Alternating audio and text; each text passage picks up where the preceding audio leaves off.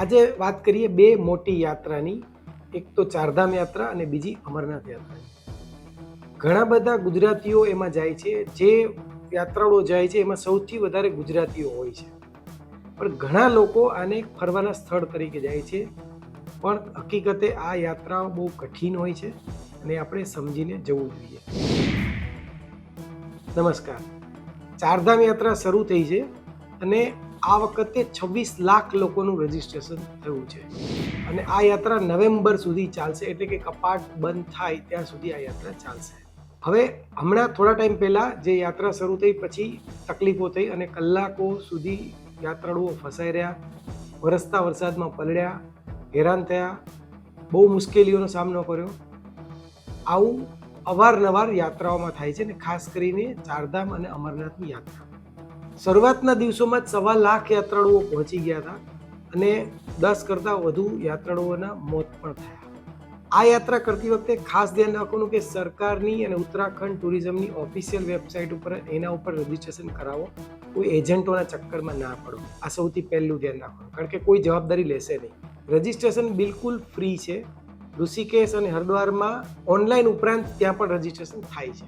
પરંપરાગત રીતે યમનોત્રીથી આ ચારધામ યાત્રા શરૂ કરવી યોગ્ય મનાવવામાં આવે છે અને એ પછી ગંગોત્રી, કેદારનાથ અને બદ્રીનાથ થઈને પૂરી થાય છે. સામાન્ય રીતે ચારધામ યાત્રા હરિદ્વાર, ઋષિકેશ અને દહેરાદૂનથી શરૂ કરી શકાય છે.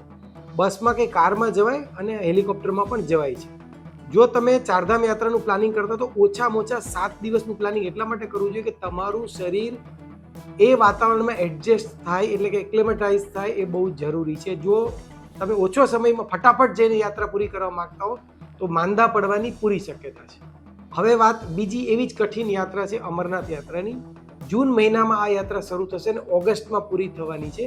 પણ આ વખતે આ યાત્રા 10 દિવસ ઓછો સમય ચાલવાની છે, એટલે કે ગયા વખતે 62 દિવસ ચાલી હતી, આ વખતે 52 દિવસ જ ચાલવાની છે.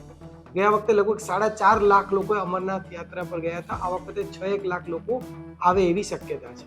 આનું રજીસ્ટ્રેશન પણ Jammu and Kashmir official website છે શ્રાઇન બોર્ડની, એમાં કરી શકાય અને અમરનાથ યાત્રા એપ છે એમાં પણ થઈ શકે. એ ઉપરાંત Punjab national bank, SBI, yes bank અને જમ્મુ કાશ્મીર બેંકમાંથી પણ એની ઓફલાઈન નોંધણી થઈ શકે. આ વખતે દિવસો ઓછા અને શ્રદ્ધાળુઓની સંખ્યા વધવાની છે, એટલે એક સમયે જ્યારે પણ કોઈ રજીસ્ટ્રેશન કરાવીને જવા માંગતા હો તો ભીડની શક્યતા રહેશે.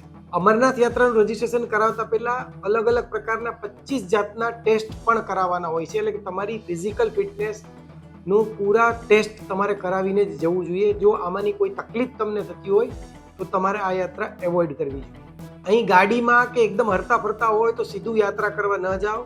યાત્રામાં જવાનું નક્કી કર્યું હોય તો એ પહેલાં રોજ વહેલા ઉઠી અને કસરત કરવાનું, 40-45 મિનિટ વોક કરવાનું કે 60 મિનિટ સુધી વોક કરવાનું કે જોગિંગ કરવાની ટેવ પહેલાં પાડો.